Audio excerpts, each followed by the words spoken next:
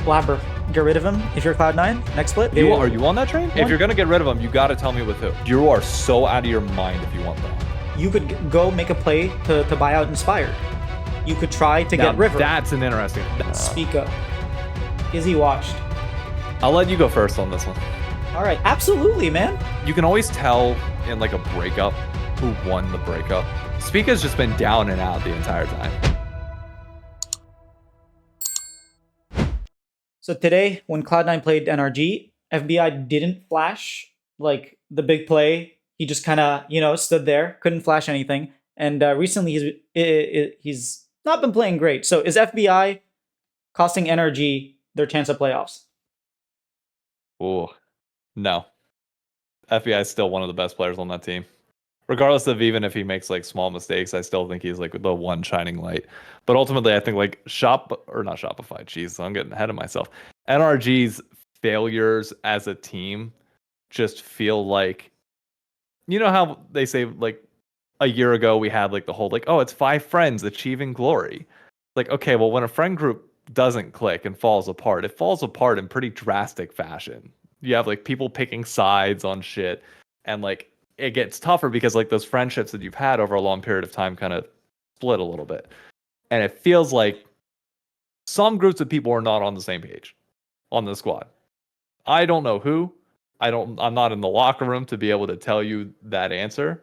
But when you look at who's playing well on the Rift, I see FBI playing at least somewhat decent for the most part throughout all these weeks. Sure, he might have had some off games today, but he was also going against the best ADC in the league. So, I'm willing to give him a little bit of a pass on this one today.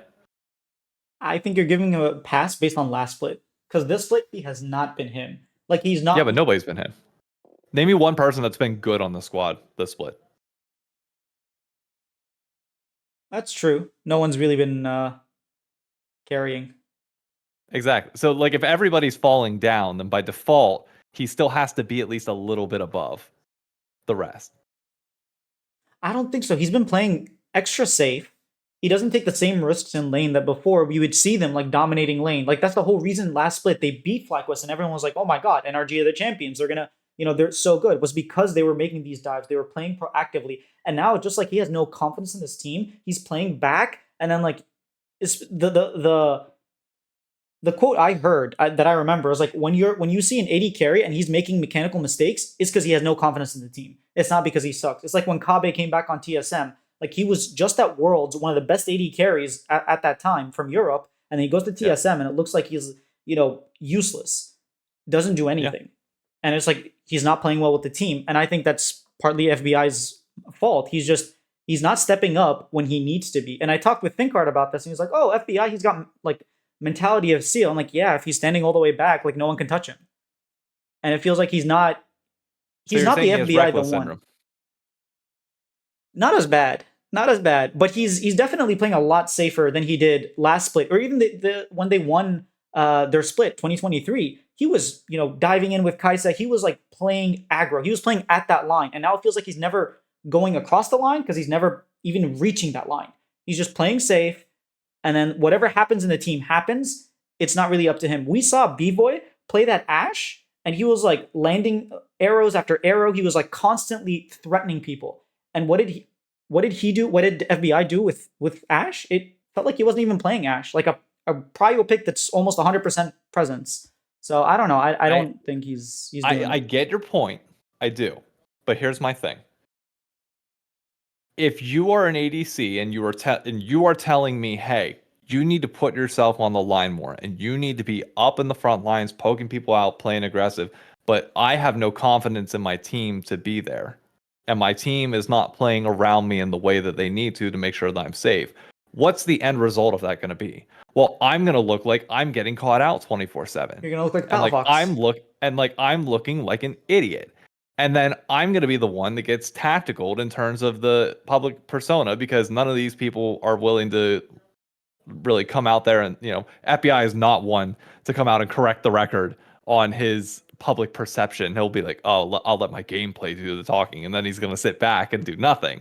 So it's like I get where you're coming from, but as an ADC player, and I'm worried about my reputation and keeping a job next year, and I'm not streaming to try and correct the narrative, then in that case, yeah, I am going to play back and play more passive. And I don't think that's on me. I think that's on everybody else on my team.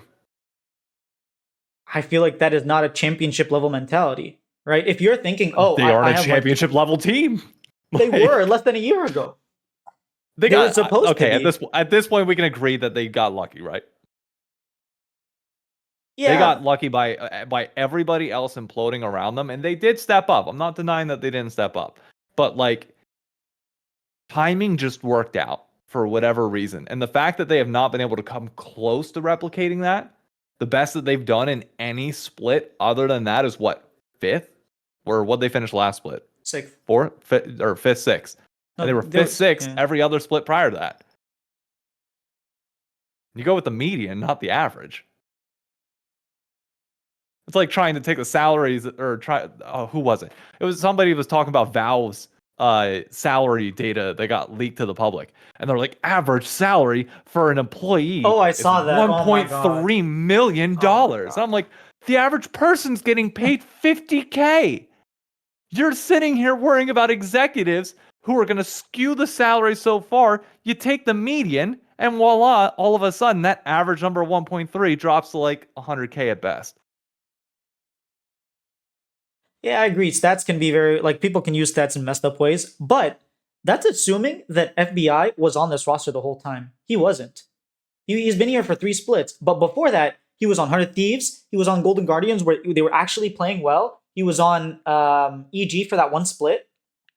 Well, let's talk about his 100 Thieves split. Okay, him and Huhi in big moments after, like, whenever they had to play on stage for the most part, like together. 0-3, like 0-3 twice in a row. And while FBI was able to shake it, and which arguably makes me question whether, like, maybe just together, like, I don't know, they just don't have that X factor. There's something about it, but like, I don't know. There's certain teams and certain players that when they get to the big stage, I don't fully have faith. And while FBI won that one split and overcame it one time, what do you want me to say? Like, I don't know. I haven't seen enough from them to like really be sold that like they are it. And even when they were on 100 Thieves, like there was this time period for a while there where people were like, okay, they're not actually the best bot lane in the league. There's just nobody else to step up and challenge them. And I said, well, okay, that by default makes them the best bot lane. But I get where you're coming from of like, it's the best of a weak state of bot. yeah, they're not good. They're just better than everyone else. Yeah. So you think he's not the one that's costing NRG these games? I think there's a team dynamic issue at play. And I don't know. I can't sit here and give you information into it on how to solve it. It's just a matter of, I think this offseason, NRG is going to have to pick a side of wherever the division is within this roster and work on fixing it. And I think they've already drawn that line by the fact that they were looking at bringing back Ignar if they could. So like that to me signals that like, okay, this guy might be the problem, but I don't know. That actually opens up my second topic. Blaber, get rid of him if you're Cloud9 next split. No, fuck no. No. Why would you get rid of Blaber? Because they Are you on that train? I'll get there. But there were reports that they were looking to get a different jungler during the split before they got Thanatos. Okay. And it's like, Blaber's not the same level of MVP that he was a couple years ago. Now, Blaber's my boy. He's like, my neighbor, basically. He's from Maryland. I rep that stuff. Even when I hate Cloud9, I'm still cheering for Blaber. But at the end of the day, like, maybe your time's up on Cloud9. Maybe you're not that elite MVP jungler that you were, 2-3 years ago. If you were GM, what would you have done? When? Like next split or okay, we'll say for this upcoming split. If you're GM, are you getting rid of him or keeping him? If I can find someone, if you're going to get rid of him, you got to tell me with who. That's exactly the thing. If I can find like an up and coming rookie, if I can find someone who fits the team, like if I have veterans, it kind of depends on the rest of the roster. But if I have like loud shot callers, yeah, I'm bringing in like a super mechanical, like Bo, for example. I'm bringing in Bo and I'm putting him with JoJo, and I'm letting them just completely dominate the 2v2. Because the way Blaber is looking, they don't dominate. Like even last split when they were having their when they lost 4 games in a row, like Boogie was out jungling Blaber. Like I'm sorry, but we at that point we were 0-3. They lost to Armeo. Very few people have lost to Armeo. Blaber lost to Armeo last split twice. But So I don't but know, here's man. my thing. You can't give me the name of somebody that you I would just want said to Bo. replace him with. But you are so out of your mind if you want Bo. You are so out of your mind. There's no chance. And Bo doesn't fit what like I'm sorry, but I don't there are very few imports at this point that I think fit well long term with American culture. I think Bo is one of them. He's one I of the few don't. people who studied English, who actually was shot calling on that Vitality and Carmen Corp team. Like he actually went out of his way to completely and entirely change the mold of his thinking so that he could fit the place that he was in. Now, whatever happened on Carmen Corp, like there were a lot more problems than just Bo, obviously, with like the Clearly, head yeah. coach and If whatnot. closer was your answer and you magically improved, there's something going on beyond that. But Yeah, so I think you bring in Bo. You have a I lot more firepower in order to actually match those people on like when you're going international, because this Cloud9 team, chances are they're making it to international. And guess what? yeah, Blaber for years has not matched up to elite junglers. And at this point, if Cloud9 wants to do anything internationally, they need that elite jungler. And Blaber has I not just been it. don't. I don't think. I don't think Bo's the answer, and I don't think there's anybody currently like I don't know. Maybe Cubby would be able to give me a better answer of there's like an upcoming player. Maybe Tomio. I don't think Tomio's that guy. Shaden's like rank No, 2 as well. we've seen Shaden on like that EG roster. I mean, maybe you give him a chance on like a higher end squad and maybe he does better. But like, I'm a big believer that if you have it, we will see moments of it, even when you're on bad teams. And I didn't see any moments from Shaden nor Tomio in the very brief starts that he got to make me believe that like you're the guy. Like that was the thing. Like Sniper, for example, struggling right now, but like newer player on a relatively bad team. You see the moments, and you just know. Like even with them looking like crap right now, you see the solo kills, and it's like, oh, you know what? I get it. I get it. I can see what you're cooking with here. I know what you're trying to go with in the next few years. We can get you there. That's fine. I have not seen like another jungler yet that has had that. Well, let's forget I don't know. Shaden. You could go make a play to buy out Inspired. You could try to get Now River. that's an interesting. That I was They're actually going to bring already that up. junglers. Like looks better than him. He's not. He was Blaber has been top 2 for a very long time. He is no longer top 2. He's not even top 3. I am a big believer as well in like the change of scenery can be a good thing. Like Fudge should be somewhere else. I think he should be with you guys, but that's beside the point. I a change of scenery would be good for Blaber, but for C9, like it depends on whether Jack, I guess, is an owner that is willing to cut those ties and is willing to say, you know what, I'm willing to sell goods before like they get too bad, before they expire all that much.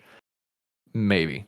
I don't think Inspire's the guy, but it would not surprise me if he wants to keep Jojo Pune as like his golden boy and is willing to bring back the old EG roster without management issues of Inspired, Vulcan, Jojo Pune, except you have Berserker instead of Danny.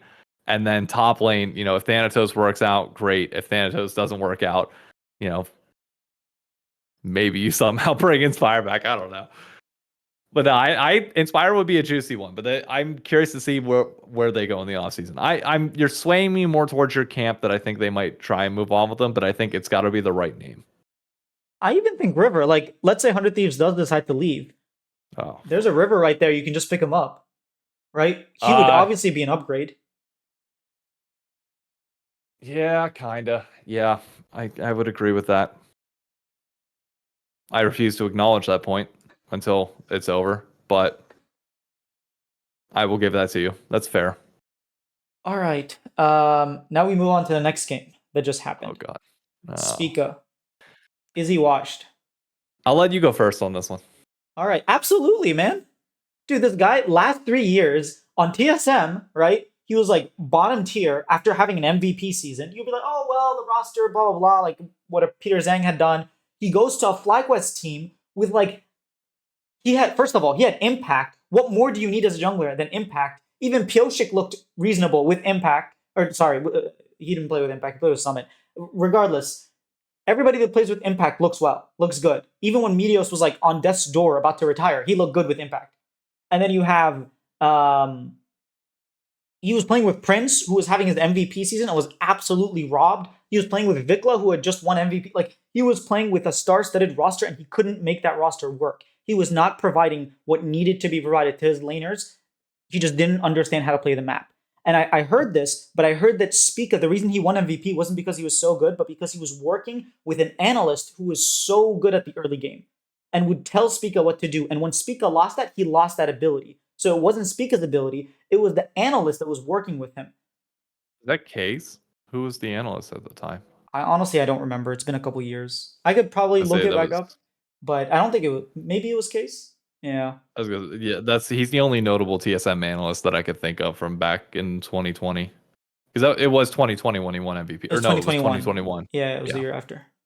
Well, yeah, I think he was still FlyQuest. with them at the time. I'm not sure, but I can look it up later. But FlyQuest roster, failure. TSM rosters last year, failure. Now he's on Dignitas. He ain't looking like he was a carry. He's supposed to love Lilia. I mean, we saw his Lilia at Worlds, and he was a hyper carry. 9-man sleep. He put everyone to sleep. And now you look at his Lilia, and he's like, he did absolutely nothing. I'm not going to say that he's washed. I think he overperformed during his time with TSM. I think he think about who he was playing with at that time. Like Broken Blade on the up and up. No, he was playing with And Huni. Oh yeah, with yeah. who? 2020 he played with Broken Blade. Yeah, You're it's right. what I'm saying. Like whenever he was coming up, like when he had his first start. I mean, assuming you exclude was that 2019 with Yeah, but it was the only or 20. Gauntlet. It was 2019 Yeah, Gauntlet. it was Yeah. just this. He got stuck on Sejuani for like 3 games. So, like ignoring that He section was of a it. Kindred player Like too. yeah, like his first real like chance in like 2020 was like everything kind of coming together of like BB and him really kind of taking over games, which in theory might now be more BB than anybody else. But past that, I don't think I can even really disagree with you fully. Like he's not playing well, but like every time you can always tell in like a breakup who won the breakup, who had the glow up afterwards, who's, able to the flex their life on Instagram a little bit better. Spica's just been down and out the entire time. My dude has not overcome the demons of his original relationship for whatever reason. And it while it's sad to see because you want to see like young junglers like really take off and be a mainstay, dude, I don't know. I don't know what's up with him. I don't know why he's not able to put it together on the Rift with any team for whatever reason. Is it a personality thing? I don't know. Does Spica count as a young jungler anymore? Yeah, he's still within his first 4 years. That's not young. Like that's still fairly young. Like how old is he now? That's like a third of all of League of like LTS, man. Okay. You know what? While fair, I guess here's the thing.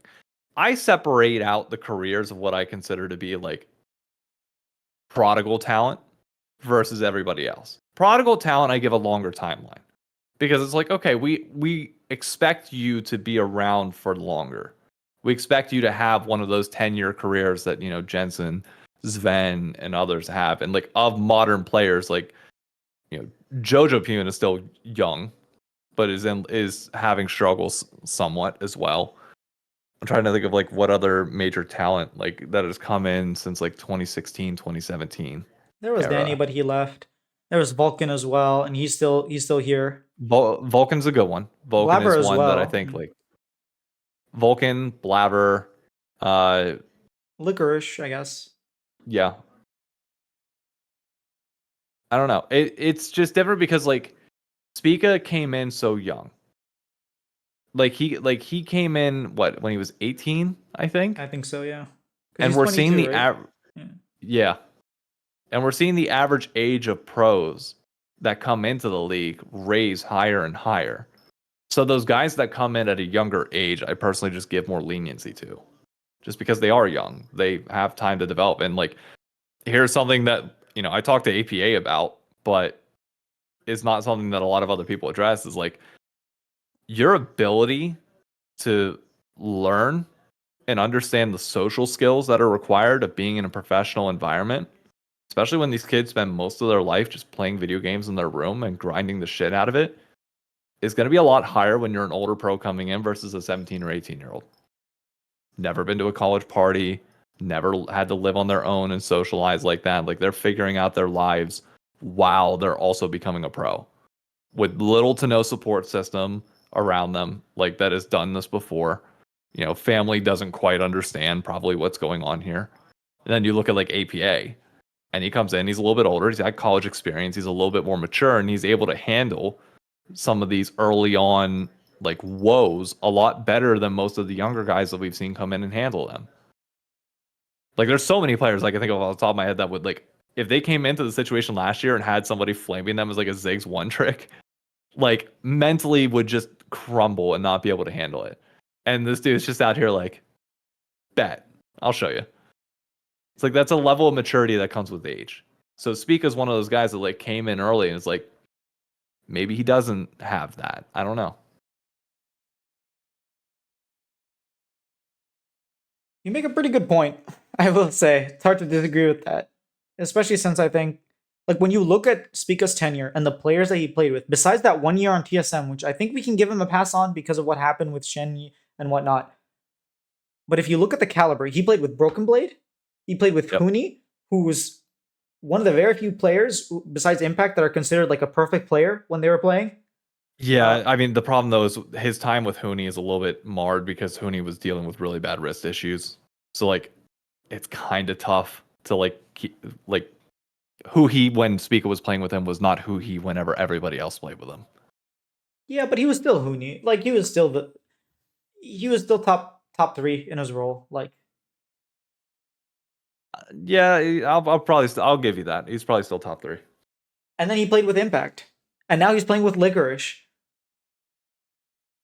I mean, if you can't run the game when you're constantly being surrounded by top tier talent, then that's not a problem with the talent. It's a problem with you. Is Licorice top tier talent? Oh yeah, look at what he was doing last split, like last year. Okay, 1 year is a hell of it. I mean, look at Mike Young. 1 year is a hell of a difference. I was one split. Mike Young was like one game, honestly. I hate the fact that TSM brought him up. I was just like, this is so stupid. This is just such a Bjergsen move. My God. Ah. But Licorice has always been good. That's the thing. Okay, his time on FlyQuest, he sucked. But even that year before, like 2022, when he got traded from FlyQuest to Golden Guardians, he was actually playing well. And he was like, as soon as he went over, they went like 3-0. They beat Cloud9. Like he was playing well. It's just he only got recognition for playing really well the next split after. Okay. I mean, I'll accept that. I think he's a good player. I just wonder, like, this split, is he still at that caliber? Is that, and if he's not, is it his fault? I think the break definitely affected him. He doesn't seem as polished as he was last year. Like his knowledge of matchup seems to not be the same. He's like leaning a lot on Poppy, whether that's a really good pick in the meta or that's just like his team requires him to play a tanky plus carry, like this type of bruiser. I don't know what goes behind in the locker room, but it seems like, his matchup knowledge was something that he was very proud of, and he would constantly bringing out like these counter picks. The reason they made Worlds in 2018 and actually went all the way to semifinals was because he decided to play Hecarim into Aatrox, which turned out to be a counter, which completely shut down what they were trying to do, what TSM was trying to do. And like TSM was crushing them in scrims. Like he said it afterwards. He was like, we thought there was no way we were gonna win. And then the night before, I'm like, oh snap, what if we played Hecarim? And they won. Fair. I'm not gonna dispute that. I think that's a fair point. I'll give you that. All right. Since you're not going to be available next time or tomorrow, I do want to talk about 100 Thieves. How do I phrase this? We are a bot lane away from making Worlds. All right. Actually, I was going to say Meech is actually good, but Ayla's neutering him. I'm not sold on that. You're not sold on the Meech. I think if you were gonna criticize FBI earlier, for not being willing to step up and play on the line, you have to criticize Meech for the same thing. Now, I think there's a world where, sure, maybe Eyla is handicapping him to a certain extent. But he is a very passive player, at least through the first, 15 minutes of the game, so we've seen. Have you watched any of his Challenger games? When he won Challenger with No, I have not. All right, because when he was playing on Disguised, he was not passive. He was up there with Zazel. Like, he was getting into people's faces. He wasn't Masu level of like, I'm gonna take over, but at the same time, he was confident and he was aggressive. And then you play with Eyla, who every AD carry that plays with him looks worse. And then you bring in a rookie who just looked like he should have been like the antagonist to Masu. And now no one even remembers Meech as a rookie. They don't even remember him. Yeah. Right? And like every time Ayla plays with a carry, same thing happens. And so you start to wonder. Okay, I'll be willing to go with this because in terms of fairness, I will say I've been more critical on Ayla than I have been on Meech. Meech was the highest DPM ADC in the league last split, but that's also a byproduct of playing champions that also kind of allowed him to do that. You're not going to, if you're 100 Thieves, then that's not the only move that you can make, and all of a sudden your team turns around. What else are they missing? They're missing an engaged support. The fact that you think that's the only thing that they're missing, like that one change will turn them into a team that can contend. Yes, because they have River. Like, River has to play these AP junglers. He can't play these engaged players anymore. And so they need a champion. They need someone like a Vulcan who can engage, who can go in and make space for everyone. Because we see what happens when River has to be the one engaging on Brand. Sure, he pumps out a lot of damage, but he dies, and then Ayla flashes in, misses his E on Leona on like a 200 unit far away guy, misses the center of his ulti, and then the whole team gets wiped. And so if you have a better support, I think this team, first of all, you're going to be laning better, right? Because Ayla is not known for his lane to begin with, and you'll have that go button for team fights, and River will be able to do what River does. So let me ask you this: you put Vulcan on 100 Thieves right now, how do they change?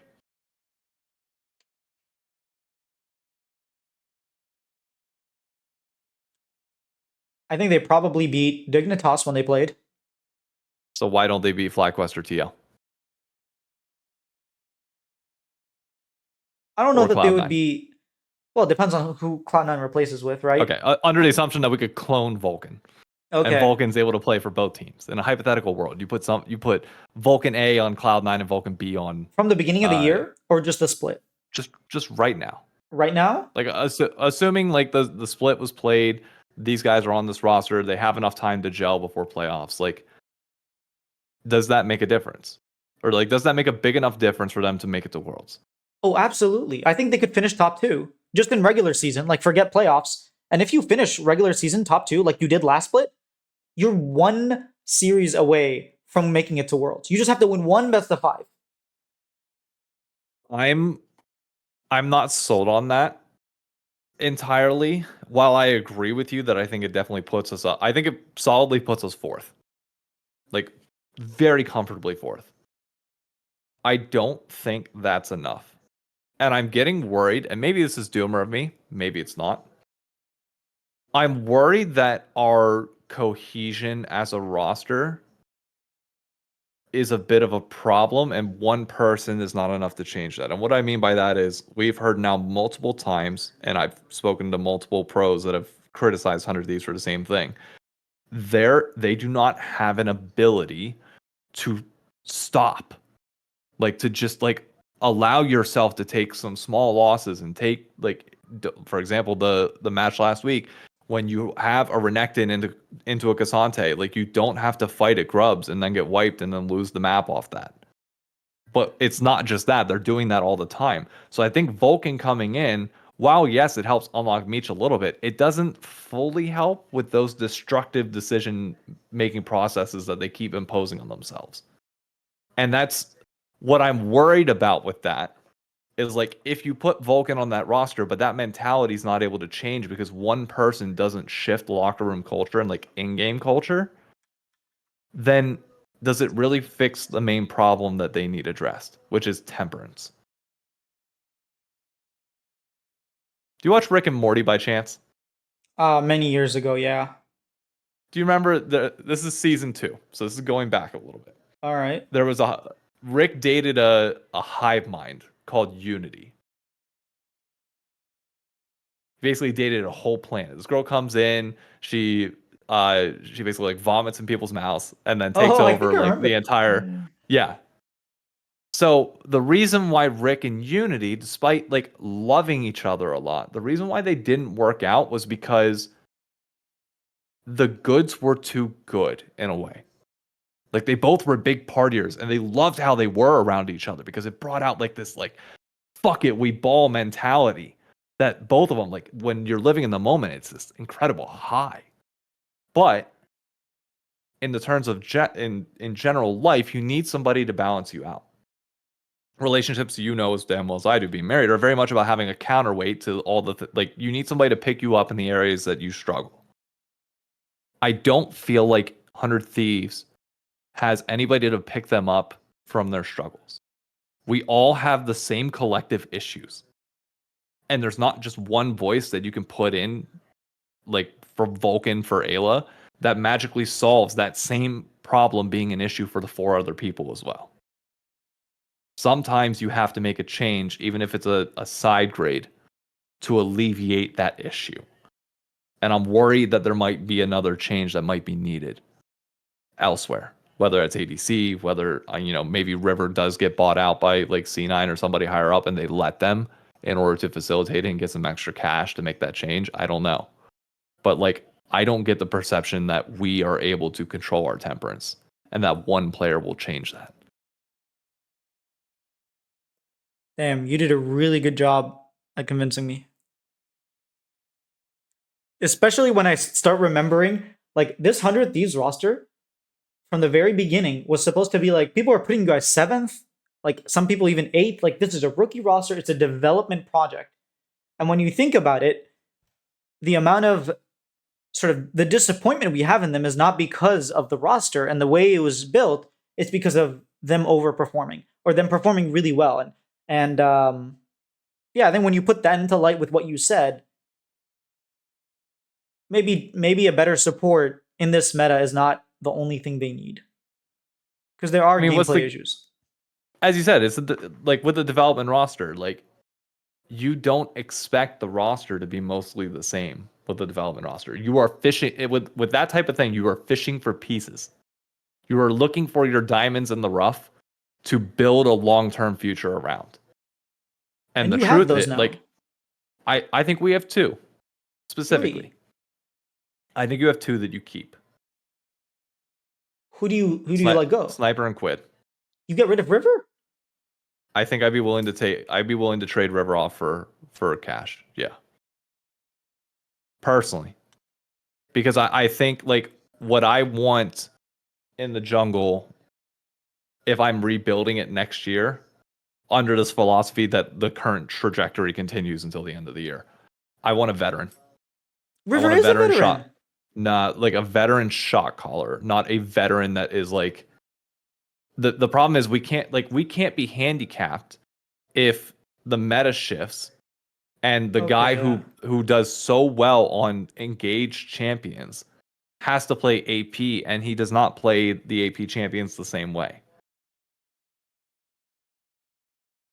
Is that a It takes function a of whole River or a function of Ayla not being able to step up to that role? I think it's both. I think it's that, but also like Sniper and Quid are not at the point in their careers where they're able to take the charge more. I don't think they're like neither one of them is in the position to like really take control of this team right now. Which is doubly why you need River. First of all, because he's Korean and he's sort of like able to comfort Quid. And the reason Yeah. like he was unlocked, I would heavily suspect, is having another Korean player that he's able to communicate with and figure out how he wants to play. And so getting rid of him, maybe Quid, maybe you can argue that, hey, Quid actually, he's in his MVP form, like he's improved so much that he might not need to lean on River as much as he did his first split or his first year. I can buy that argument, but I think Yeah. you're undervaluing what River brings to the environment and as a shot caller too, probably. I will say yes and no. I think for the sake of the example, I'm pitching that as a possible like thing. Like if I only had to keep 2 people, I would keep those 2. If I had to keep 3, I'm keeping 3. Because Okay. how did I start off this conversation? The diamonds in the rough. No, I like going back 15 minutes. I said we need a new bot lane, and you Oh said we just need a yes. new support. Yeah. I put my cards on the table from the beginning. I think you change out the bot lane, you change out the culture entirely, and go from there. And you make sure that bot laner, or you make sure like that bot duo is able, like ADC doesn't need to talk as much potentially, but maybe a little bit more, and maybe somebody that is a little bit more lane dominant compared to Meech, because that's I think what you might need. But you definitely need a support that is going to be way more vocal and way better at shot calling. I mean, Paul even brought up, if you guys were for some reason to get rid of Zazel, trying to bring in Zazel. And we did see in the 100 Thieves like heist episode that they did over the off season where they were like trying to teach Ayla to shot call more and to be more of a voice on the team so River can, be free to do other stuff. And obviously the meta was part of that. So I I I don't believe in that. you don't believe what they said? I don't believe you can teach somebody to be something that they're not. I think when you get to the pro level, your skills are for the most part established. There are small things that you can improve on, but like you're always going to be better. Like, yes, you're good at like it is always good to well round yourself and like learn a little bit. Like in JoJo's case, when he was on EG, made the most of a shitty situation, got some leadership skills. But in an ideal world, he's not going to have to use them because he's not that type of guy. He is just like a go in and fuck shit up kind of guy. And now he understands that a little bit better, but like he shouldn't be required to do it. I don't think you're going to be able to shift Ayla to being a shot caller. An old dog can only learn so many tricks. It's not that he can't learn any. It's just that he's limited in the amount that he can learn because he's going to forget 3 other things alongside that. These guys are in their early 20s, man. They're not old dogs. You were the one that just told me that Spica's old after 4 years, so don't be trying to Ayla come doesn't back have on 4 that. years. Or not Ayla, Spica. Yeah, but you're not teaching a Spica. You're teaching Ayla, who's like had what 2 splits consecutive, like 2 splits. He hasn't had that much time. I guess he did play overseas, so he That's the did thing. play. He had Yeah, overseas yeah, time. Like he did. he's not coming in fresh. He's not like that 19, 20-year-old young gun. He's got experience on him. Well, I'm calling to get rid of Ayla, so I agree. Give Meech the opportunity to do what Masu is doing. Give him a mechanical, engage, support, and we will see Meech actually being a diamond in the rough. I think a big part of why Sniper is showing up is because it's a 1v1 lane. And it's very difficult to actually show these signs of brilliances when you're just playing by yourself. Vulcan was playing with, what was his name? Before Oh, Danny. Uh, yeah. Degon's going to hate me for bringing him up. Why am I forgetting? I had his Who name did a second who ago. did EG have? Regardless, he was playing with like this AD carry who probably shouldn't have been in the league because of TSM screwing over EG and not giving them loss, despite promising that they were going to send the contract over. They didn't, so they had to pick up their challenger ADC, and Vulcan did not look like a good support. And then you bring in Danny, and all of a sudden, Vulcan looks great. Ooh, what's that? It's actually pissing me off that I can't remember. It was before Danny. I had his name, and then as soon as I tried to say it, I forgot. Yeah, it's bothering me now too. I'm looking up their entire roster's history. It was 2020 that Danny came in, right? He came in 2020, the summer of 2020. Yeah, Definitely. definitely. There we go. That's a wild one. They also had Bang on EG. Oh yeah, I heard that was a disaster. I mean, did any team ever look good with Bang in North America? No, that's true. They had to bring in fake God because of Bang. Come on, that's disgusting. Giving Quid MVP was like fake. He did not deserve MVP. It was a regular season award. He was the best player in the regular season. He Don't wasn't. argue otherwise. Yeah, he was. He was not the most. Okay, he was only the best. He was not most valuable. He definitely was not most valuable. Not by a long shot. I think without him, that 100 Thieves roster falls apart. Like you literally put like I don't think Jojo Pyun is able to go in and do the thing. He was mechanically outplaying people at a level that we weren't seeing from other pros. And Like still, one v one outplaying in fights. He's like his mechanics were on a different level than any other pro. That like Jojo, like regardless of like whether like Jojo Pyun was performing with this team because he was one of the other candidates for MVP and like one of the front runners in that or in spring, like he was not doing the individual things that Quid was doing in spring regular season. But everybody's perception is tainted a little bit by playoffs. But like if you go back to regular season, go rewatch some of those games. That dude's getting CS leads in matchups that he should not be getting CS leads in. And that has nothing to do with the jungler. but that wasn't what was winning them the games. What What was was winning winning them them the games games? was God. It was River plus Quid. You take River from that team, and that team collapses 100%. You take Quid from that team collapses 100%. Both of them were bringing a lot to that team. Same thing with Inspired and Whippo.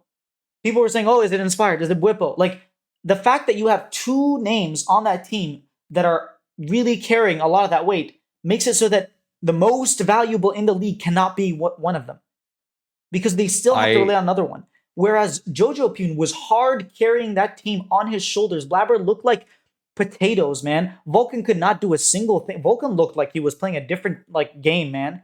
Berserker was not him, and it was Jojo Pune time and time again. The reason we didn't make playoffs over NRG was Jojo Pune.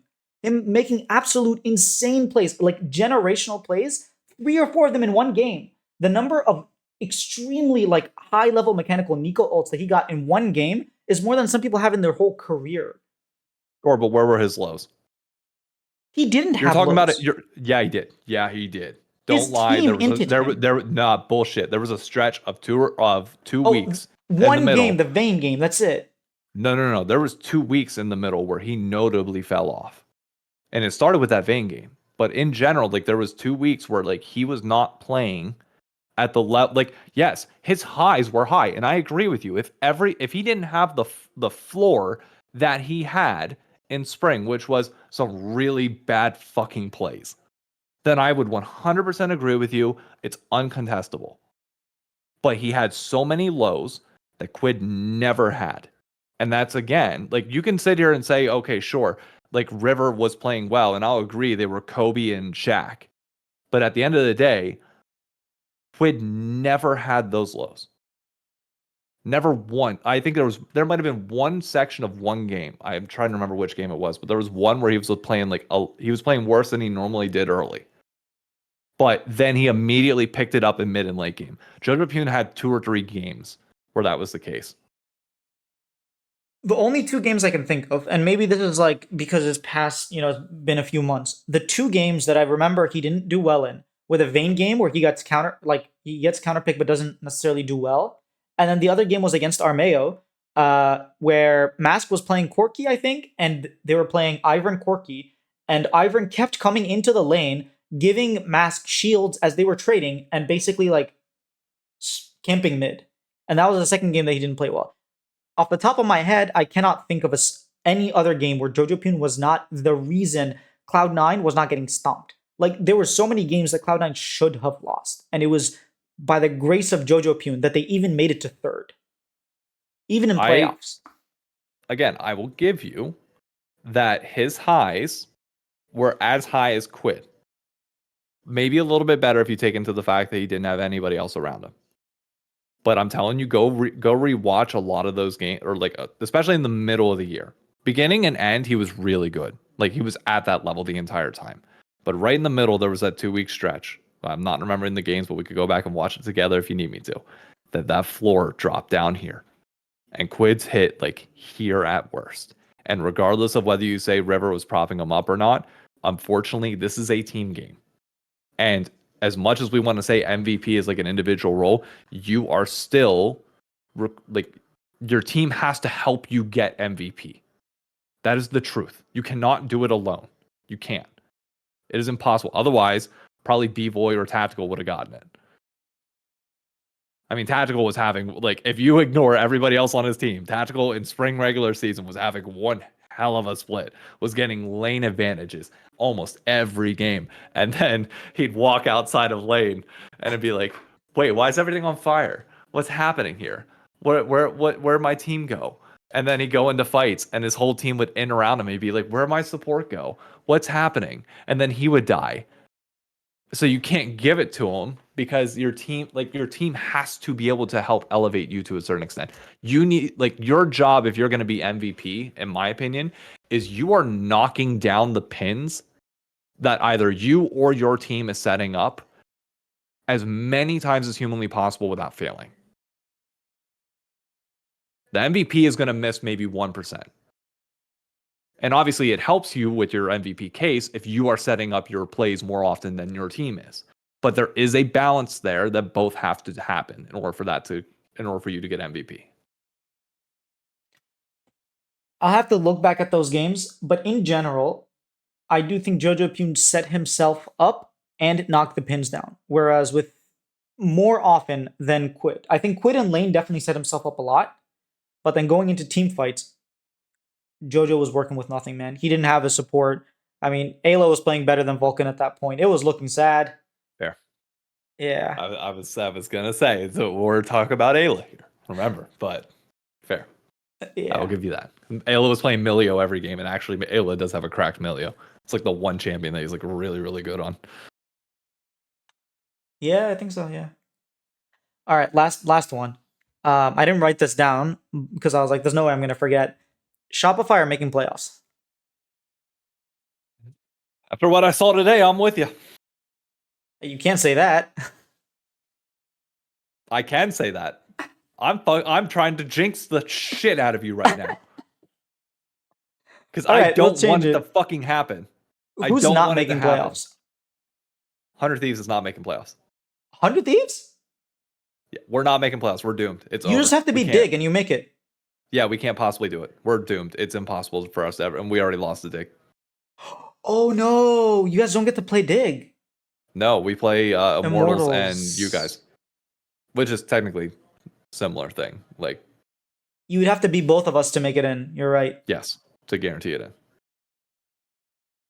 We're doomed. We stand no chance. Oh, you're so screwed. Holy crap. To be clear, for anybody in chat that hasn't picked up on this, I'm being very clearly facetious. I am not actually saying that 100 Thieves is going to miss playoffs. We are not fucking losing to Shopify. That's not happening. Nor are we losing to Immortals. We might actually lose to Immortals because our track record against them a little bit shaky for whatever reason. We win, but we win ugly.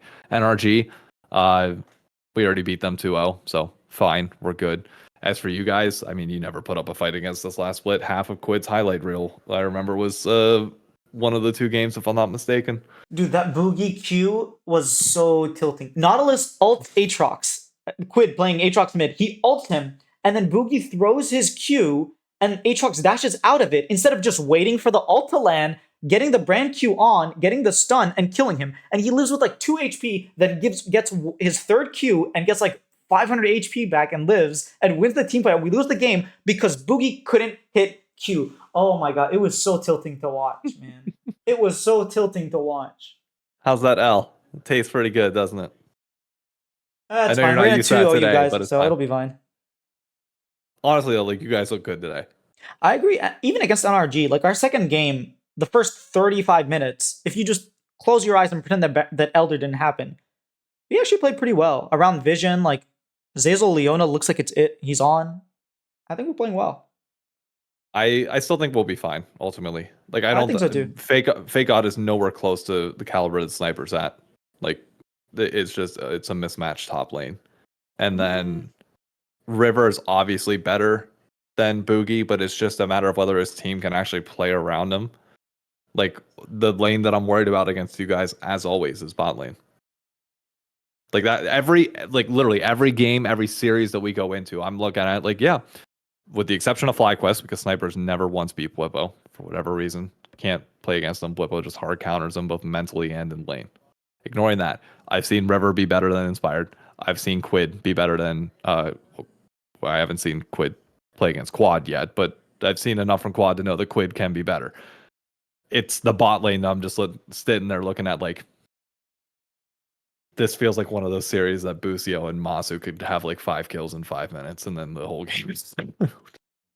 But at the same time, it could be one where they run it down, and maybe we're fine because they inted themselves into us, and then all of a sudden we're back in the series. Like, I don't know, but like I'm not. Yeah. I don't know.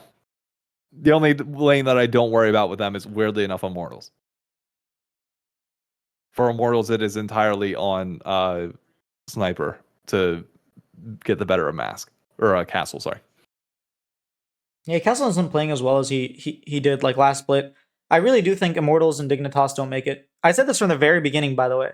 And I know like a lot of stuff has happened in the meantime, but I think Immortals and Dignitas don't make it in. I think Immortals is a fair take because they clearly haven't overcome their demons. But I mean, obviously you're high now on the fact that you guys beat Dig. So yeah, no shit, I kind of get it. But But we like, also looked good. but is that a fact? Like, how much of that is a factor of you looking good or Dig looking bad? I'm Both, not. but This we isn't to also discredit your win. To be yeah, very clear. but I think we also looked good against NRG. Like we were going up against NRG, and then clearly Yeah. we kept that momentum going up with Boogie. If we like got completely stomped against NRG, I could say yeah, okay, maybe it's just Dignitas playing poorly. But the fact that I actually stood and fought and looked like we had a lot of fight, and it looks like we're just getting better, I would say leans a little bit more to Shopify actually looking decent. Do I think I we're going to will beat FlyQuest? Probably not. But I do think as long as we beat you guys, we're almost guaranteed in. You're guaranteed a tiebreaker. I think if you beat us at minimum, because like NRG and here's the thing, NRG and Dig play next week. 100 Thieves and Immortals play. So one of us two gets up to 2 wins, no Mhm. matter what, out of us and IMT. Dig NRG's already at 2, so in theory, like Dig could lose out and it'll be fine. So you have to win at least one more. The odds of you guys beating FlyQuest, if you're going to assume none for us, I'm going to assume none for Not you. yeah, not that high. Yeah, which means you have to beat us to get to 2 wins. We will already be at 2.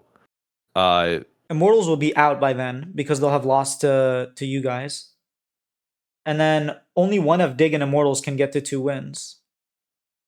and then Immortals final week plays Dig. Oh, So in so theory, a lot really does hinge on this 100 Thieves IMT game. mhm. Because basically what you're going to need to happen is you need the winner of that series to lose the final week. So best case scenario for you guys is realistically we Shopify beat IM we yeah, beat IMT. IMT loses to Dig. Dig loses out or Dig loses to NRG and then loses to there. Like you need Dig to go to 0-2 realistically. well, no, we want Dig to beat Immortals. Actually, it doesn't matter at that point because they'll No. both be at 1 and 8, Oh yeah. right? Well, yeah, They'll both they at be one one and and one. So six. like it Yeah, one of them will get the 2 no matter what. yeah. But in theory, like you want to have the most amount of teams at 2 as possible, and like or the most amount of teams sticking at 1. And I don't. There's really not many scenarios where anybody else stays at 1 given the matchups. So you have to get to 2 and hope that results go your way. I think we don't have to play tiebreakers if we win one game against FlyQuest. Because then, assuming everything is 2-0, because it gets really murky with the 2-1s. But if Yeah. it's everything is 2-0 and we're the only ones that get 2-1, you guys haven't won a single game, during your losses, right? And Immortals No. hasn't either. So that would put us No. at 1 game. So like that game that you guys are losing, if you can make it a 2-1 loss, will heavily impact standings. Yeah, but if there's a 3-way tiebreaker, like there's likely going to be, that map record does nothing but seeding Oh for really? a 3. I think Oh, so. you're right. Okay, okay. It might not matter then. Oh snap! It's That gonna get really in my murky. because when I was looking at the board when they were messing with it on the pregame, like they were doing a bunch of outcomes and like almost all of them had like 3 teams at 2 wins. And then in that case, I'm assuming because there's no way when you have a 3-team tie or 3-team thing like that, there's no way your map count like just determines everything. The tiebreakers are some of the best parts of it. Like in theory, if you have a 3-way tiebreaker, it should be like your map record determines seeding, Seeding, and then yeah. you go from there, and then you play a full tiebreaker. Whereas if it's like a head to head, then maybe yeah, you do keep the map count. Okay. I don't know. I'm not certain on that. I could be making shit up out of my ass. I think you're right. I think in the very beginning of the split they did explain that, but even then, the person with the higher seed will be the one fighting for higher seeding. And if there's two spots Yeah, with three we'll pretty teams, much automatically get a you'll buy pretty much or automatically automatically get get it it. in. Yeah. Yeah. So Yeah. it'll just be a difference whether you have to play for your life or not. So Which it's either way, just close. playing for your life is all realistically all any of us want. Like it'd be great to lock, but like just making sure that you have that chance to play for it is like the bare minimum. So I think like you guys realistically like you have to beat us. It's as simple as that. If you don't beat us, I don't think there's any way it happens Yeah, I agree. unless somehow, some way Well, you if we guys are all beat, of a sudden legit. If you beat FlyQuest, this whole thing just tilts on its fucking head, and I hate it.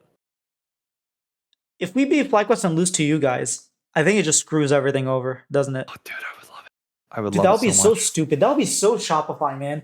We beat It would FlyQuest break. last time as well, and lost to you guys. It was so sad too. It was miserable. Sniper got like a triple kill, and then the game was over. Ah, I don't want to. I don't want to hear it, Mister. I'm only in my second split of being a fan. Do you know what it was like to be an Optic fan in 2018? yes. I was cheering for Optic back then. Okay, I was there. I was there with Dokla top, man. That was not were you fun. there? Were you there before Dokla Top? What was it before Dokla? The fact that you can't remember should Wait, say wait, it no, no, all. no. That means that Was you. it Come Viper? on. Was it? No, Wait, I'll get this up.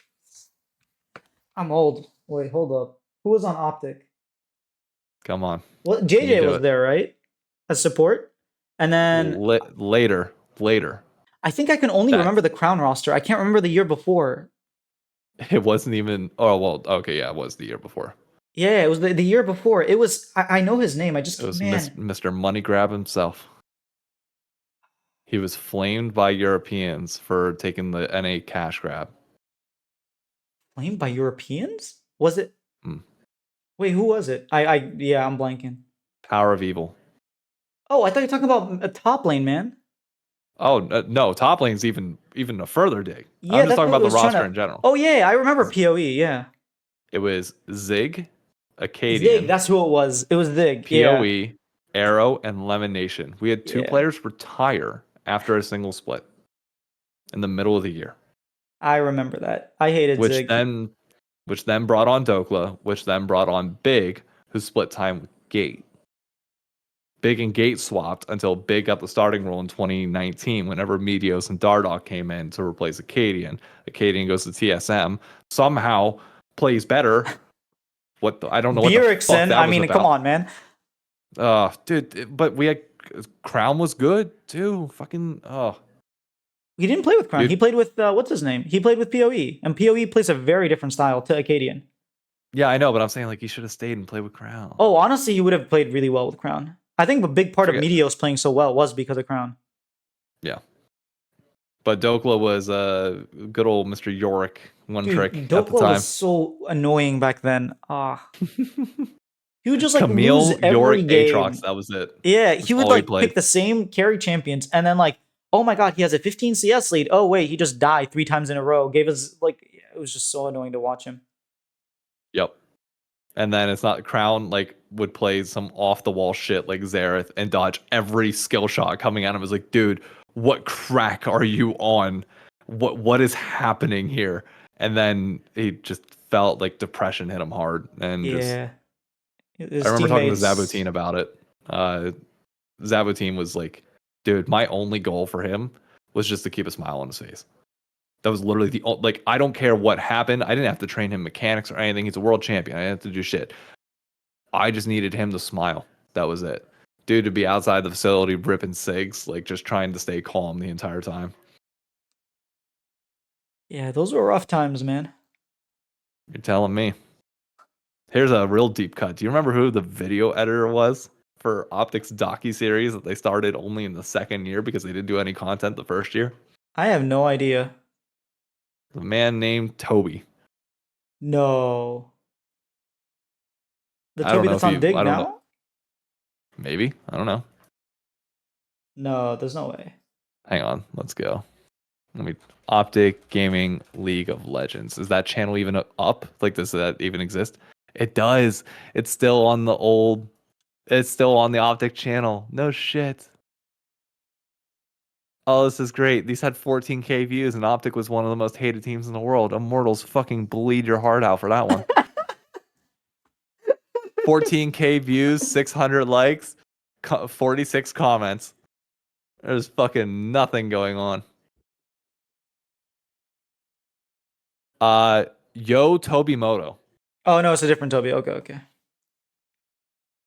They brought him in halfway through because I wrote a very aggressive email to the general Twitter sphere, but also it went on Reddit, and it ended up catching word from the CEO of Optic at the time, who I ended up having 2 different conversations with.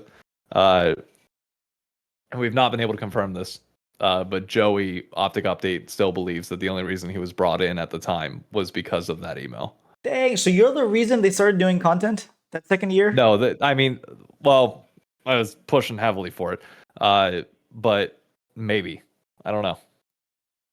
Now this was fun. It was definitely not the best quality, obviously, as you can tell. As we start doing this more and more, David was just for this one weekend. Hopefully, I'm trying to get other pro players and other people on. If you didn't catch the live stream, it was like 2 hours long. This thing was only an hour long because I cut out a lot of discussion that wasn't really part of it. We talked about the industry. We talked about some old 2017, 2018, 2019 days. We talked about a lot of stuff. We talked about like hidden behind the scenes like stories between what happened with Optic, with Andy Miller, with like a bunch of league people. We had a lot of cameos of people. It was a lot of fun. We talked about a lot of things, and yeah. So if you want to catch these live, that's probably sort of the format that's going to be happening moving forward. If you don't know what this is, it's basically a debate show, kind of like pros, but where each person takes a side. So as you can see, a lot of the opinions that I took, I don't necessarily hold, but for the sake of argument, I was flaming pros that maybe they didn't deserve that flame. But at the end of the day, it's for entertainment. So hopefully you guys enjoyed. And yeah, if you want to see more of this type of stuff, let me know in the comments because this is like an experiment, and I really do take your feedback into what you guys want to see. So let me know.